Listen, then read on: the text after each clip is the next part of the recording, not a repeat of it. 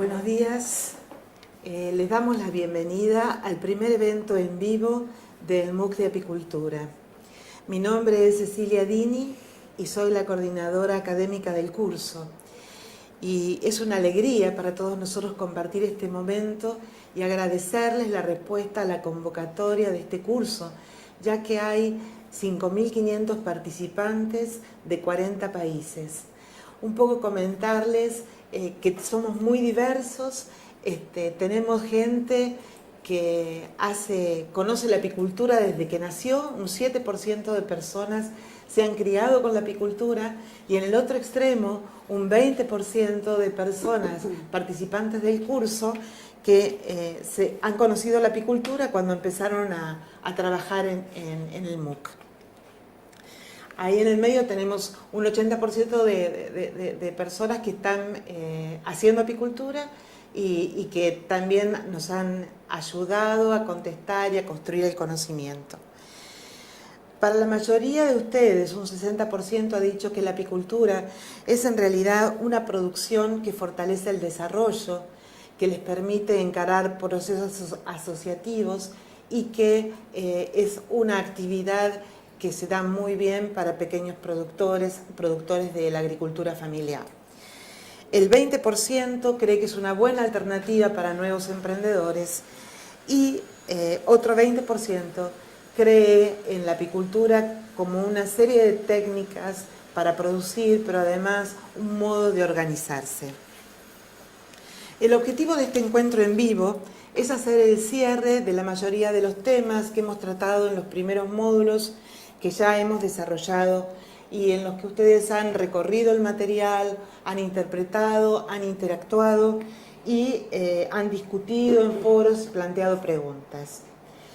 Estaremos dialogando en las redes a través de Twitter con la cuenta @INTAPROCADIS y el hashtag es apicultura. INTAPROCADIS, apicultura. También podrán intercambiar en este chat preguntas para el evento. En unos instantes vamos a conversar con los especialistas, pero antes de ello quería contarles que además de ser muchos, ustedes han tenido un alto nivel de participación en el curso y se han generado cantidad de discusiones e intercambios que han sido muy ricos y nos han permitido generar esta comunidad en la cual el conocimiento es una construcción de todos. Con lo cual estamos muy felices porque este curso, que es una propuesta académica, termina siendo una propuesta de todos, con una comunidad que se va construyendo y fortaleciendo a medida que van avanzando los temas. Esta semana surgieron una cantidad de temas que son todos sumamente interesantes y hay algunos como la sanidad, cría de reinas, abejas nativas y producción orgánica, que son temas sumamente específicos.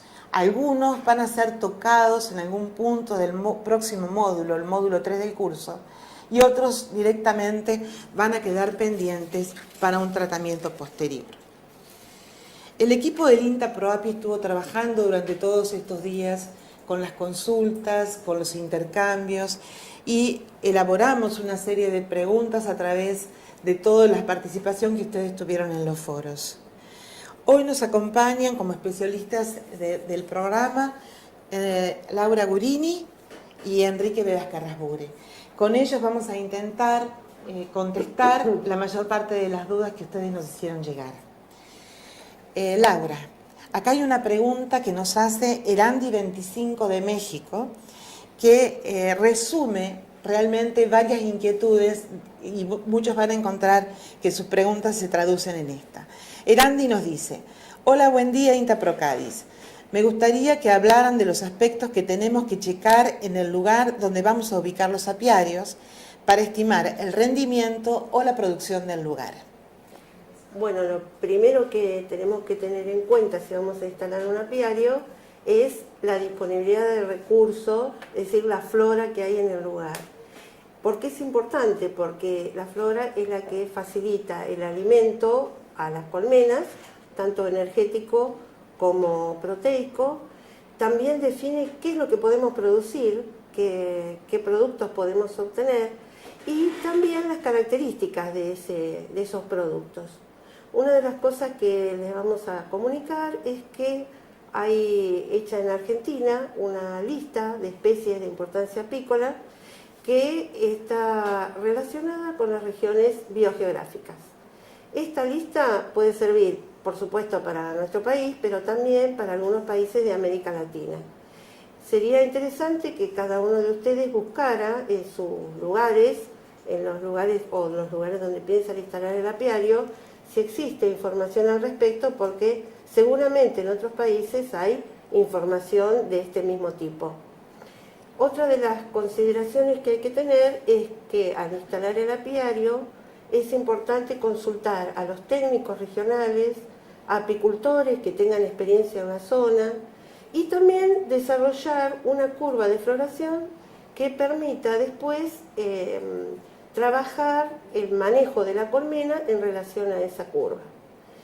Otra consideración es la disponibilidad de agua, que es sumamente importante para que las abejas puedan regular la temperatura de la colmena y también para que puedan diluir el alimento para darle a sus larvas. El agua tiene que estar en una ubicación cercana al apiario y tiene que ser agua de buena calidad. Otro tema a considerar es la aplicación de agroquímicos.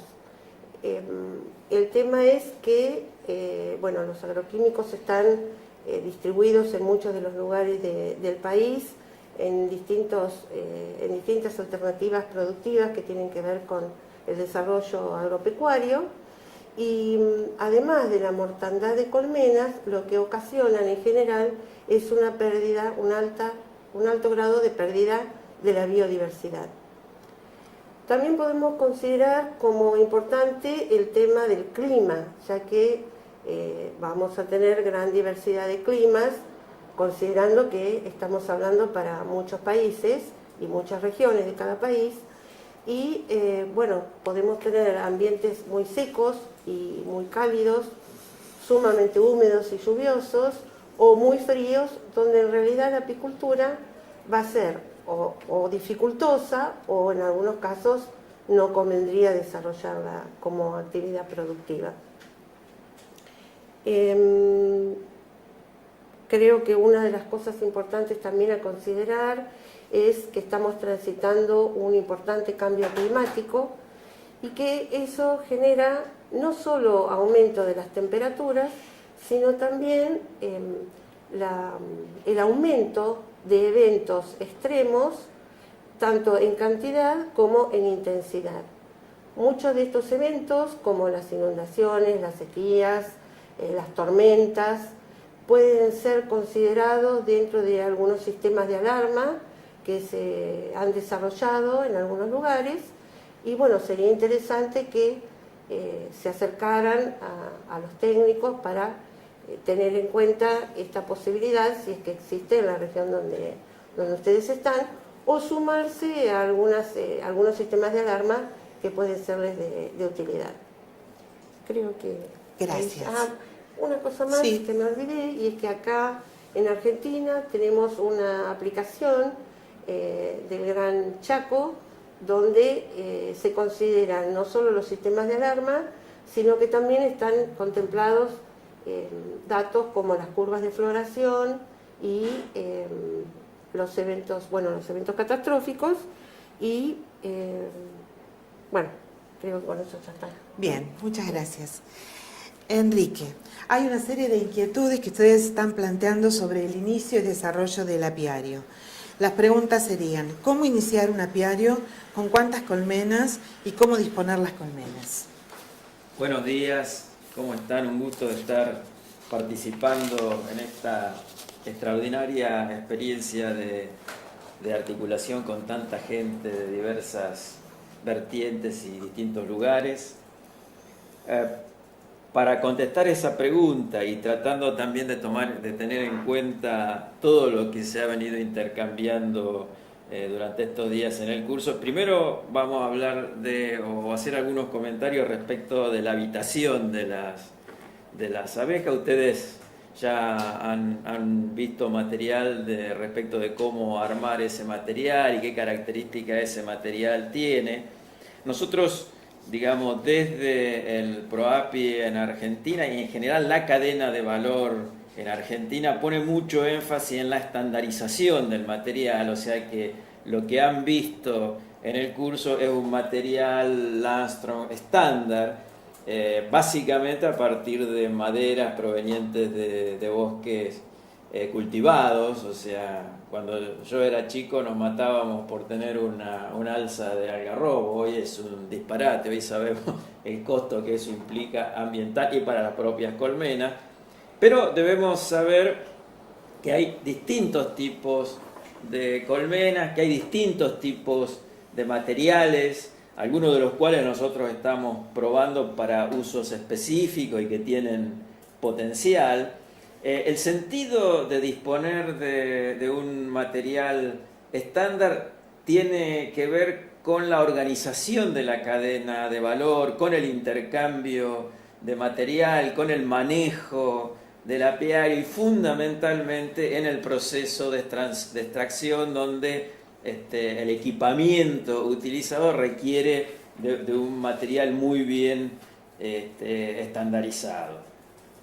La otra parte creo que era cómo iniciarnos y básicamente la respuesta la vamos a orientar a ese porcentaje que comentó Cecilia al principio, que están o bien recién tomando contacto con las abejas ahora o todavía no se han iniciado. Sin lugar a dudas, la recomendación es iniciarse con una pequeña cantidad de colmena. Eso ya, digamos, ustedes lo han ido intercambiando, es muy interesante la riqueza que se genera en el foro, donde gente con más experiencia ya ha ido respondiendo esta pregunta. Digamos, ¿con qué iniciarse?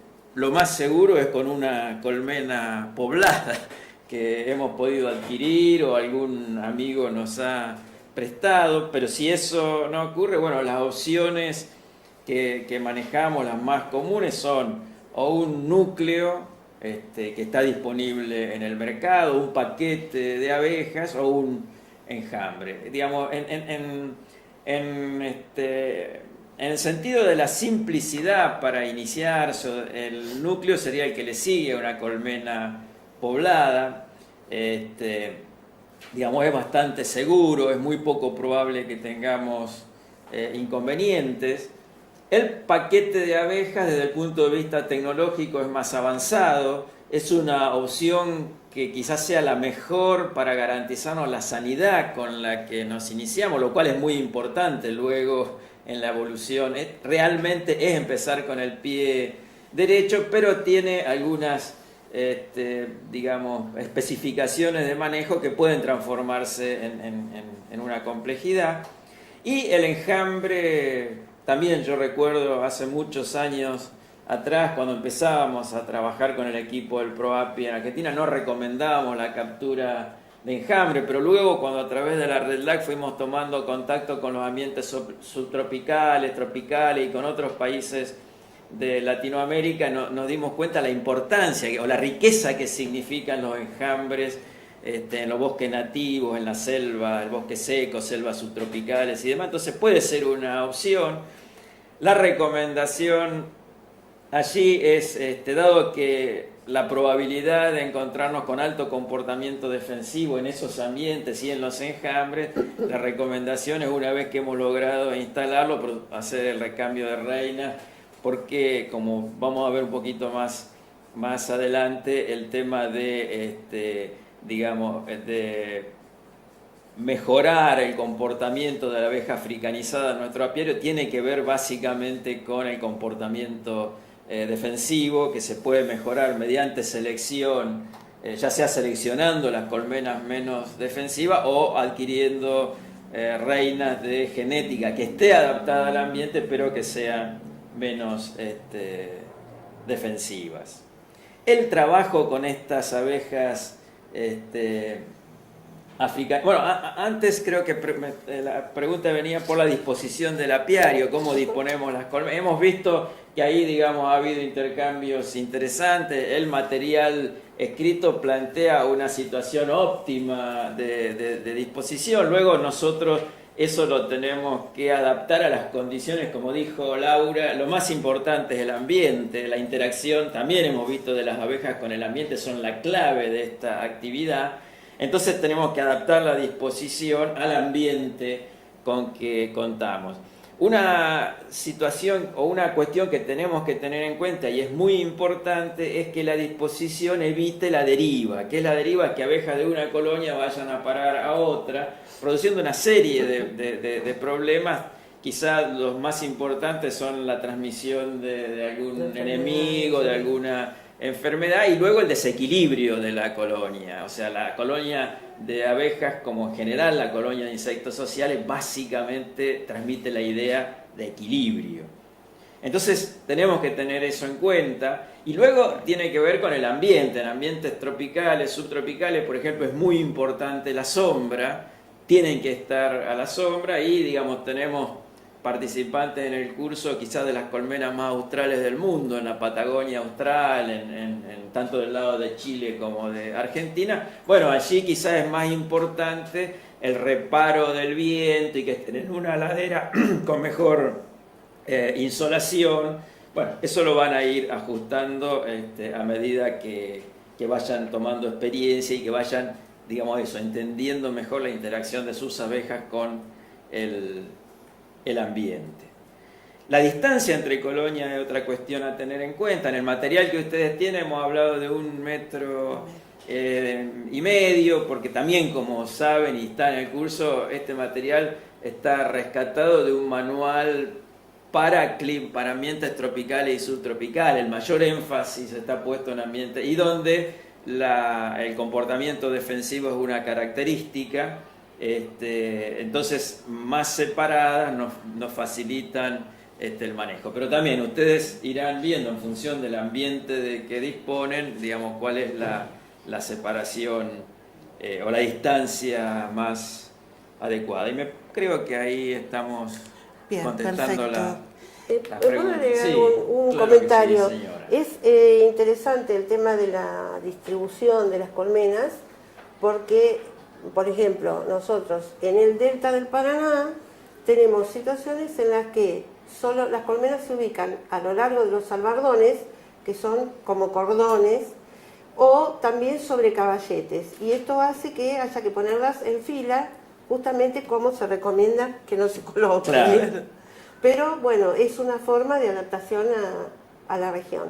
Claro, cuando tienen que estar en fila porque el ambiente no nos deja otra opción, también el solo hecho de que las piqueras estén orientadas hacia distintos, otros o sea, lugares. lo que tenemos es que tratar de evitar la uniformidad que lleve a las... Y también sí se puede, y tenemos que hacer una fila, que esa fila no esté en el sentido de los vientos predominantes, porque entonces los vientos, digamos, van juntando las abejas en las colonias de los extremos. Perfecto, muchas gracias. Ahora hay una pregunta que nos envía Joaco Faúndez y creo que entre los dos van a poder darle la respuesta. Joaco nos dice que quiere comenzar una producción apícola en el campo de su familia, pero el asunto es que ahí tiene poca floración de la que les interesa a las abejas. Él estaba pensando en empezar a adaptar el lugar y eso le va a llevar tiempo. En este caso, ¿qué le recomendamos? Y saludos para todos. Bien, yo ante todo quería disculparme porque hoy no los saludé y decirles que realmente fue una experiencia sumamente enriquecedora interactuar con los comentarios que fueron enviando. Al respecto de este tema, nosotros en el país se ha manejado una idea que es la de sembrar para las abejas, le decimos nosotros, que es la implantación de pasturas con distintas especies de uso apícola. El tema es que esta implantación de pasturas económicamente no es viable. Entonces, la posibilidad que encontraron, esto fue realizado en base a varios ensayos de grupos de cambio rural, que lo que encontraron fue la posibilidad de que estas pasturas fueran de doble o triple propósito, particularmente desarrollando la actividad apícola junto con la actividad ganadera. En estas pasturas se hicieron con asociaciones de gramíneas, leguminosas y crucíferas. Otra posibilidad es plantar cortinas forestales que muchas veces se utilizan para protección de otros cultivos, como pueden ser, por ejemplo, los frutales, y también para protección de las colmenas de los vientos, justamente como era el tema que veníamos hablando. También existe la posibilidad de los usos múltiples del suelo, por ejemplo, los sistemas silvopastoriles en los que se incorpora la apicultura. En estos sistemas es importante, por supuesto, seleccionar especies forestales que sean de uso apícola y considerar la instalación a distancias mayores que las usuales y hacer un manejo de podas y raleos, lo que permite que la luz llegue hasta el suelo y se desarrolle un sotobosque que además puede complementar el recurso florístico. También se han desarrollado algunos manejos para ese sotobosque, por ejemplo en franjas, utilizando una parte de las franjas para uso ganadero y, por ejemplo, rollos o fardos, y la otra franja para dejar que se desarrollen especies de uso apícola. También podríamos considerar el desarrollo de corredores corredores biológicos que permiten unir espacios que están ocupados por relictos, digamos, de ambientes naturales que han quedado separados, y esta forma de los corredores lo que permite es que vuelvan a interactuar estos sectores y se vuelva a recuperar la flora de ese ambiente. Otro tema sería también que favorecería el contar con recursos para las abejas, me refiero, que es la transhumancia. En este caso, la transhumancia puede realizarse por varios motivos. Por ejemplo, si tenemos, hoy hablamos de curva de floración, un bache en la curva de floración que hace que tengamos poco recurso florístico, y a lo mejor en otro sector, en otro ambiente, podemos conseguir o obtener el recurso que nos está haciendo falta. También es importante la transhumancia en algunos aspectos, como para la polinización o para obtener algún recurso que nos interesa en particular por sus características. Por ejemplo, alguna miel de características regionales particulares o de un origen botánico particular. Sí, el traslado, quizás podemos aprovechar, o digamos, que vos te introducís en el traslado de las colmenas para ampliar la curva de floración o escapar de algún evento extremo, para hacer algún comentario, porque hay muchas preguntas, intercambios que estuvieron alrededor del traslado de las colmenas. El material que el curso les entrega fue elaborado en este aspecto de traslado, en una apretada síntesis, pero orientada a un apicultor medio de la pampa húmeda, o podríamos decir de Argentina.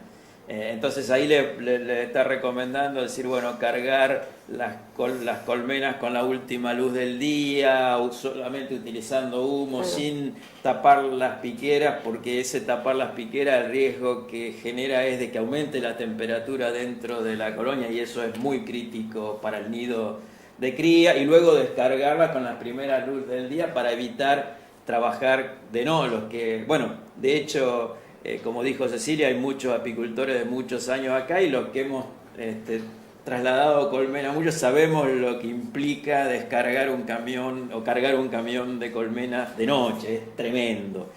Pero eso no quita que, por un lado, hay situaciones, nosotros sabemos, por ejemplo, en el norte de México, en algunos lugares de Chile, donde las colmenas están especialmente diseñadas para traslado, sobre todo con sistemas que fueron desarrollados por los australianos, los neozelandeses hace muchos años atrás. Bueno, perfecto, esa condición es una condición en la cual se puede trasladar una colmena apiquera cerrada. Y luego también comentar que cuando lo que tenemos que trasladar es un núcleo o dos núcleos o una colmena, bueno, la cosa es mucho más simple, ahí no hay problema en ahumar bien la piquera, cargarlo, llevarlo al lugar y descargarlo. Lo mismo que la distancia, nosotros, digamos, recomendamos, o en el material que ustedes han visto, dicen, bueno, hay que trasladarla, o se la puede mover, o a cortas distancias, tan cortas como para que la abeja que vuelve del campo identifique su colonia, o a una distancia mayor al área de forrajeo, que en última instancia es el área de la cual las abejas tienen información. Entonces, si la trasladamos más de 3 kilómetros, digamos, bueno, ellas tienen que volver a orientarse. Pero hay circunstancias en las cuales, y ha sido planteado en el intercambio en el foro, no hay más remedio que trasladarla a 500 metros o a 1000 metros. Bueno, en ese caso ya fue respondido en el foro, pero por otros participantes, pero bueno, lo que se suele hacer es, si son varias colmenas, dejar alguna en el lugar que va a recuperar la abeja desorientada que vuelve al lugar anterior. Bueno, gracias. Señora. Comentarles que hemos superado las 100 personas que están participando de este vivo. Les agradecemos su participación. Hay participantes de varias provincias argentinas, Brasil, España, Colombia, Uruguay, Canarias, México, Perú y Paraguay. A todos gracias. Vamos a seguir con las preguntas y entre las consultas que fueron también tomadas del foro a propósito para hacer este vivo, hay otra pregunta que hay muchas personas que han consultado sobre el manejo de las colonias y preguntan si existe alguna receta en este marco de tanta diversidad ambiental. Enrique. Bueno, ustedes ya vieron, porque creo que fue el inicio, la presentación, digamos, de las abejas en sociedad, para los que no tenían idea de qué se trataba, que básicamente las abejas son, y por ese motivo son reconocidas hoy como el ser vivo más importante, digamos, del planeta, son el producto de un diálogo de muchos años con las flores. O sea, las abejas son interacción con las flores. Creo que Laura me planteó bastante ese tema. Entonces, ya parándonos desde ese lugar, enseguida nos damos cuenta que no puede haber una receta de manejo. O sea, el manejo adaptado a la Patagonia argentina no puede ser el mismo que al bosque seco peruano o a la Amazonia peruana, digamos. Entonces, no. Pero, sin embargo, hay algunos elementos que debemos tener en cuenta que son, digamos, 3 o 4 ladrillos con los cuales construimos ese manejo.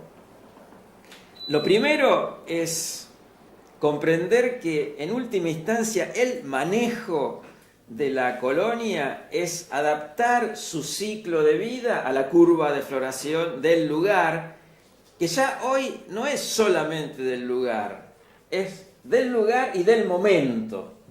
Hace no tantos años atrás, hace 10 años atrás o 15 años atrás, que decíamos, bueno, la curva de floración del este santiagueño o del pedemonte tucumano, eso, el cambio climático sobre todo va haciendo que varíe muchísimo de año a año. Entonces, manejar una colonia es adaptar la curva de población de esa colonia a la curva de floración de ese lugar, para que la colonia pueda aprovechar al máximo los recursos florales que se le ofrecen. Un elemento.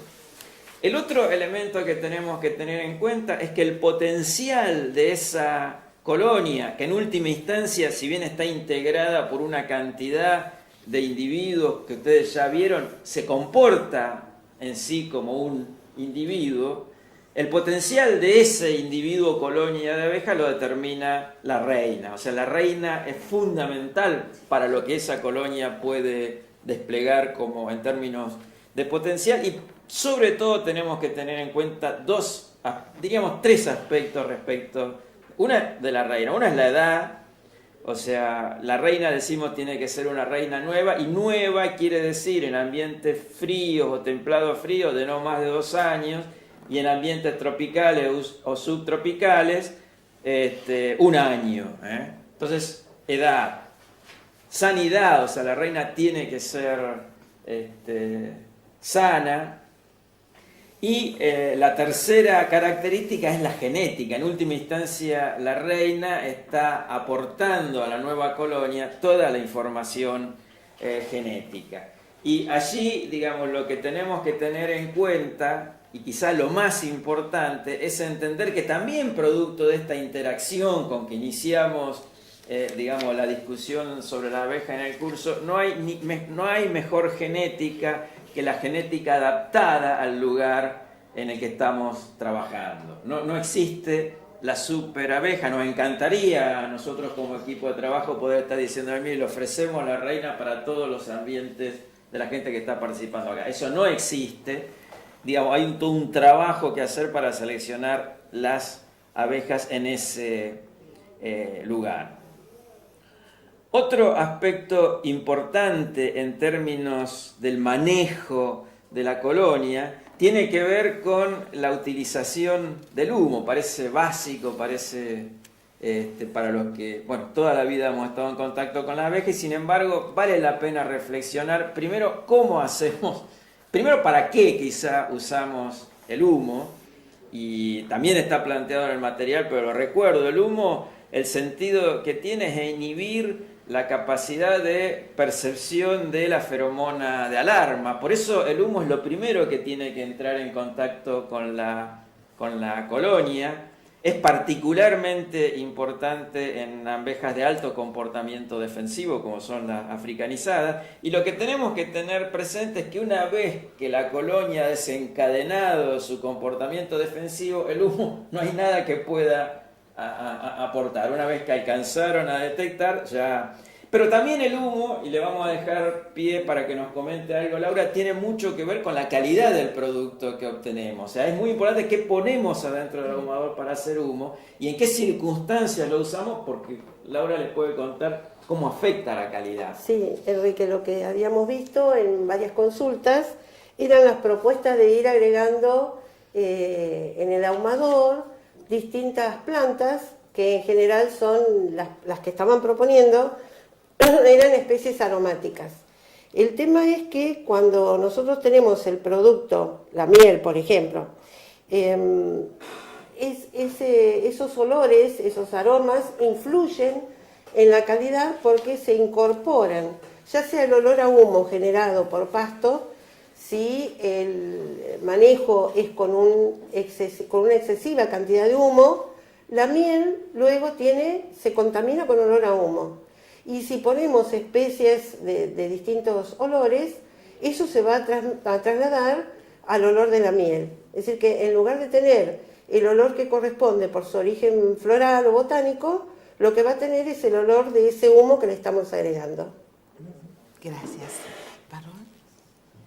Bueno, otro elemento de manejo que queríamos tomar, si bien fue dicho por Cecilia, digamos, este curso no va a profundizar en aspectos sanitarios, pero sí tenemos que tener presente desde que nos iniciamos con la primera colonia es que no se nos puede escapar la población de Varroa. Si hemos iniciado con una colmena sana, no vamos a tener problemas sanitarios trabajando con cuidado, pero tenemos que monitorear Varroa, que lo vamos a ver esto en el módulo 3, lo van a ver, ¿no es cierto? Por lo menos la generalidad de cómo monitorear la presencia de este ácaro y recurrir al técnico local más cercano que tengamos para ver cómo tratarlo. Cecilia, una cosa que me olvidé de comentar. Comente. Sí, ¿qué querés? Estoy vieja, entonces genera que me bueno, olvide. pero se acuerda la del memoria tiempo. no funciona del todo bien. Contanos, a ver. Es que habíamos comentado que era importante decirle a la gente que cuando se va a instalar en un lugar donde hay aplicación de agroquímicos, es muy importante que generen acuerdos con los productores de otras alternativas productivas. Es decir, en qué momento van a hacer las aplicaciones, si hay fumigaciones, en qué momento se van a hacer. Es decir, tratar de acordar ese tipo de actividad entre distintos productores. Sí, podríamos decir, Laura, a ver si me aceptás A ver. esto y si no me echás de la mesa, que así digamos que podríamos aprender de este diálogo de las abejas con las flores que le permitió subsistir 100 millones de años y superar, por ejemplo, a los dinosaurios que sí desaparecieron de la faz de la Tierra y ellas siguieron. Podríamos aprender de ellas a interactuar con la agricultura y con el sistema agropecuario para ver cómo en conjunto podemos superar este serio problema de la intensificación de la producción agropecuaria que obviamente afecta a las abejas. Totalmente de acuerdo. Bien, muy bien. Bueno, los participantes del curso siguen mostrando que son una población muy activa y nos acaban de mandar unas cuantas preguntas. Tomás, de Argentina, pregunta si contamos en Argentina con abejas sin aguijón. Sí, contamos con abejas sin aguijón. Sí, hay varias especies. Y hay mucho trabajo que se está haciendo. Sí, claro. Hay mucha investigación de distintas instituciones. Incluso se ha formado una mesa que se denomina MANSA, que trabaja específicamente en estas especies, ¿no? Sí, nosotros ahí en Abejas sin Aguijón, como país, tendríamos mucho que aprender, por ejemplo, de México, que es, bueno, de hecho, cuando en la escuela nos enseñan de historia que los españoles llevaron cera de abejas a Europa, lo que llevaban es cera de abejas sin aguijón, porque la abeja melífera que conocemos no existía, o sea que, digamos, nosotros ahí invitamos a los hermanos mexicanos que están participando a que, digamos, vuelquen su experiencia también en el curso. Demián, de Paraguay, pregunta: ¿cómo hacer en Paraguay con temperaturas de 48 grados? Sí, digamos, ahí tenemos... Lo primero que tenemos que hacer es, se comentó antes, decir, bueno, en esas condiciones es fundamental la sombra, la ventilación, o sea, tratar de darle a la colonia la mejor condición posible para el pico de temperatura.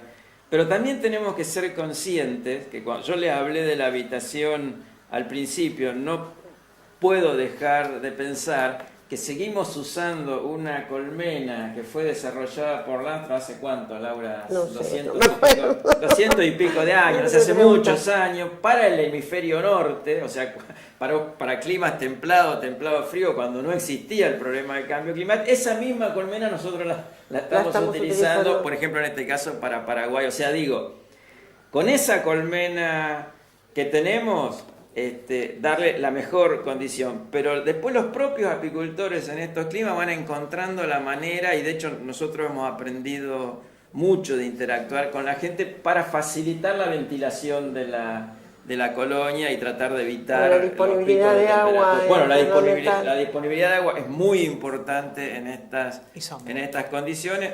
Podríamos decir sombra, agua y tratar de dotar a la colonia de la mayor ventilación posible, ¿no? Sea levantando un poco el techo, sea poniéndole un techo que sea más ventilado. Nosotros veíamos en el norte argentino que las colonias que tienen los pisos para monitoreo de varroa, que son pisos ventilados, resistían mejor. Y nos vamos al otro extremo, nos vamos de Paraguay 48 grados a la Patagonia. En Patagonia, con mucho viento y clima seco, ¿es viable la apicultura urbana?, preguntan. Y ya está hablando de apicultura urbana. Con respecto a la apicultura urbana, lo que habíamos convenido, aparecieron muchísimas consultas de apicultura urbana y el tema es que no existe en Argentina una legislación al respecto. Bueno, no sé, cada uno de los participantes de otros países deberían consultar en sus regiones o en sus países si esta legislación existe. En Argentina no, y han aparecido algunas respuestas que creo que deberían ser desestimadas en este momento por ese motivo, ¿no? En general lo que hay son algunas ordenanzas municipales. En algunos lugares se permite y en otros lugares está prohibida la apicultura en zona urbana. Pero eso es tan local, que la consulta debiera ser directamente en los lugares donde ustedes están pensando en instalarse, antes de tomar la decisión de instalarse ahí. Claro, en el Código Rural de cada país, por ejemplo, deberían contemplar si está permitido en zona urbana, periurbana o solo en regiones rurales, ¿no? Indudablemente el tema del tipo de colmena a utilizar es un tema que preocupa. Tenemos dos preguntas, yo las voy a leer una a continuación de la otra para que ustedes engloben una respuesta. Desde Venezuela preguntan si tenemos experiencia con los meleros marimba Kenia o el modelo, no sé cuál es, chatedrático o no entiendo muy bien la letra. Ese es un tema y la otra es qué piensan del sistema de colmenas de flujo automático, si es comercialmente viable. Sí, Bueno, lo que... Por ahí con la primera, vamos con la primera. Bueno, La primera es la experiencia de los Claro, mineros. porque el marco yo creo que lo planteé cuando hablé de la habitación, de la beca, sabiendo que este es un tema que está circulando mucho en el curso y en los chats. O sea, nosotros, digamos, partimos de la estandarización porque consideramos que es fundamental para organizar la cadena de valor. Eso no quiere decir que no haya otras opciones de material válido. Nosotros durante muchos años hemos apostado muy fuerte, por supuesto, dentro de esas otras opciones, a la colmena de cuadros móviles, aquella que nos permite un manejo. Creo que estaban hablando ahí de la Kenyana, de la Top Bar. Bueno, digo, son opciones que habría que trabajar, habría que desarrollar. Dicen que la cabeza humana o la mente humana es como el paraguas, solamente sirve si está abierta, o sea que tenemos que estar con la cabeza abierta viendo qué otras opciones pueden servir, pero nosotros hemos trabajado con la colmena estándar y es con la que tenemos experiencia. No sé si querés comentar algo, Laura, del flujo automático. Claro, esa colmena que parece muy interesante, seguramente el tema es que tiene un costo muy elevado y que, bueno, la cantidad que uno podría llegar a manejar es muy pequeña, ¿no es cierto? Bueno, a lo mejor como experiencia a alguno le puede servir, pero no como para hacer en un emprendimiento. Grandes cantidades en un emprendimiento, y por supuesto no hay forma de hacer un intercambio con una colmena estándar, ¿no? Perfecto. Aquí hay otra pregunta, nos están preguntando cuál es el mejor método para ahorrar en cera, ya que el insumo está cada vez más caro. ¿Cómo ahorrarían en cera? Hablábamos eso cuando analizábamos todas las preguntas. Ustedes en el material, cuando se le explica cómo fijar la placa de cera, estamos hablando de una placa que cubre todo el panal. Cuando yo era chico, digo, hace muchos años atrás, ya se había descubierto América, le aseguro, pero hace muchos años atrás, incluso mi padre, que era un jovista, él era un ingeniero mecánico que le gustaban las abejas, él ponía una tirita de cera, digamos, arriba. Yo me eduqué leyendo el Adán y el libro de Rodo, demás, que decir, bueno, luego en el resto del panal, los panales eran, digamos, no estaban bien formados o desarrollaban cera, panales sanganeros. Hoy, después de bastante tiempo recorrido, también creo que tendríamos que repensar esos temas por el precio y también por la calidad de la cera, porque hoy sabemos que gran parte de la cera que estamos usando tiene algún grado de contaminación con acaricidas que se han usado en las propias colmenas y demás. O sea, bueno, lo que nosotros estamos recomendando, porque es lo que se usa en Argentina, porque es nuestra experiencia, es una placa de cera completa. Inclusive, probablemente tenemos que empezar a pensar en un sistema de producción donde el objetivo de producción sea obtener cera, ¿no? Miel. Bueno, está bien, es un tema para quien... ¿De dónde? ¿Desde Venezuela es la pregunta? No. Bueno, no. Quizá para ir intercambiando en el foro y ir viendo cuáles son las opciones para ahorrar cera. Perdón, una Sí. cosa que sí es importante y que se me fue. Una manera contundente de ahorrar cera y que tiene que ver con ahorrar cera y con un elemento fundamental en el manejo que se me pasó antes y lo tendría que haber dicho. Otro elemento básico de manejo es que los panales no deben tener más de 3 años. Módulo Hay que 3. recambiar. Ah, lo van a ver, bueno, acá me está la coordinadora Módulo del curso 3. me está diciendo que lo van a ver en el módulo 3, pero digamos, si nosotros recambiamos el panal a los 3 años, la cera que recuperamos de ese panal nos alcanza para la placa nueva de cera. Si lo dejamos más tiempo, aparte que perdemos en sanidad, porque se empieza a acumular masa infectante en la colonia, ya después es muy poco lo que podemos recuperar de cera. O sea, ahí hay un hecho concreto de manejo que sí tenemos muy probado, que estamos seguros, y es una manera de ahorrar cera. cera. ¿Viste que vos también te olvidás de algunas cosas? Sí, es que ya está bien. Te contagiaste. Yo me Sí. olvido de cuando cumplo años. Les cuento con mucha alegría que ya somos más de 130 los que estamos conectados y le damos la bienvenida a Costa Rica. Oh, los Bien, ticos, bueno. hermanos. Bien, otra preguntita. ¿Siempre hay que colocar las colmenas con caballetes? Yo diría que es conveniente. No es muy... Si bien a veces no es necesario, digamos en el sentido de, por ejemplo, en el delta se colocan caballetes porque si no la colmena se inunda, pero no necesariamente tiene que referirse a un evento de este tipo más catastrófico, sino que es conveniente porque es mejor para la regulación de la temperatura, no absorbe la humedad del suelo en los ambientes húmedos, hay mayor corriente de aire entre la colmena y el suelo, hay menor ataque de hormigas, por ejemplo, es más difícil que se suban otros animales que pueden atacar la colmena, ¿no? Sí, además Un- la espalda del apicultor. Bueno, Cuando tenemos eso es muchas fundamental. colmenas en el piso, la espalda del Claro. apicultor sufre. Eso es Sí. fundamental. Sí. Un tema que surgió bastante del intercambio en el foro y no lo tomamos porque ya vimos que había sido contestado en el mismo foro, tiene que ver, por ejemplo, con las hormigas, donde sí, bueno, el caballete, o sea, es una herramienta Sí. que puede permitir. Vamos a leer esta pregunta que tiene que ver con lo de la cera, si no nos vamos tanto de tema. Alguien pregunta, ¿conviene comenzar con cera estampada o si tenemos la posibilidad de usar cuadros con cera labrada? ¿Qué tenemos que tener en cuenta si usamos cuadros con cera labrada? No, contesta.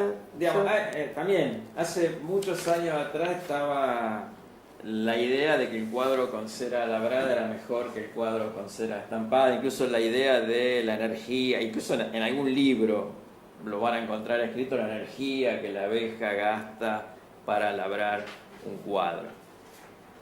Siempre un cuadro nuevo es mejor para el desarrollo de la colonia y el labrado de la cera es muy importante en la etapa de desarrollo, o sea, con buen flujo de néctar y una colonia en expansión, el labrado de cera es un proceso natural de la colonia. Entonces, es importante iniciar con cera estampada de calidad, o sea, es tener un buen proveedor de cera estampada y digamos y de esa manera, por eso yo dije, ¿por qué el paquete sanitariamente mejor? Básicamente porque toda la cera de la colonia bovincina es cera nueva, Claro, entonces claro. y eso tiene una diferencia. Creo que tenemos, bueno, no sé si estará conectado, pero hay algunos alumnos de Canadá que saben muy bien de qué hablamos cuando hablamos de iniciar con un paquete, o de Estados Unidos, que hay unos cuantos que también saben lo que significa iniciar con un paquete de abejas. Ujú. Bien, sería ya la última pregunta para poder liberarlos. Y alguien nos está preguntando el tema alimentadores. ¿Cuál consideran ustedes que es el alimentador ideal? Bueno, Ahí- Ideal, no, ¿eh? de Ideal, vuelta- es compromiso, es de vuelta compromiso. nosotros, digamos, reconocemos el riesgo de un paradigma, que es la estandarización. O sea, nosotros hemos hecho en la apicultura argentina casi yo diría un culto a la estandarización del material, del manejo, del equipamiento, del sistema de trazabilidad, que nos ha dado muy buenos resultados en términos de la calidad y de la productividad del apiario. Para ese sistema de estandarización, nosotros recomendamos el alimentador que ustedes vieron en el video, que es un alimentador interno, pero ahí sí que le puedo decir, no quiere decir que ese sea el mejor. De hecho, nosotros ahora, en todo este trabajo de adaptación al cambio climático que estamos llevando adelante en el Chaco sudamericano, interactuando con un montón de ONG y con Bolivia, el IPTA de Bolivia, de Paraguay y el INIAF de Bolivia, estamos viendo otros sistemas de alimentación que estén mejor adaptados a esa condición. O sea, nosotros estamos volcando en el curso lo que es nuestra experiencia de trabajo, pero eso responde a un paradigma de estandarización que a lo mejor seguro no es el único y habría que pensar si es el mejor. A Argentina le ha funcionado. Los apicultores grandes que están participando seguramente me van a retar cuando diga, bueno, pensemos en otras cosas, porque eso le funciona bien, pero pensemos en otras cosas, sí. Bueno, muy bien. Ya vamos a ir cerrando. Les queremos agradecer acá a los especialistas, a Laura, a Enrique, que nos han acompañado, y comentarles que, como ustedes vieron, las situaciones son variadas, diversas, los lugares son sumamente diversos y biodiversos. Entonces, una de las cosas que nosotros queremos hacer desde el curso es invitarlos a vincularse con sus técnicos locales, con sus instituciones, que seguramente podrán tener muchísima información local que les va a servir mucho a la hora de tomar decisiones. En el caso del equipo del INTA ProAPI, para Argentina, nosotros nos pueden contactar a través de todas las agencias de extensión de INTA, y en el caso de Latinoamérica y Caribe, a través del proyecto REDLAC. Les cuento que el módulo 3 va a ser habilitado, va a estar disponible en la plataforma una vez que termine este evento, y que si alguien que nos está viendo todavía no se inscribió y quiere inscribirse en el curso, la plataforma permanece abierta para que pueda ser parte de esta comunidad.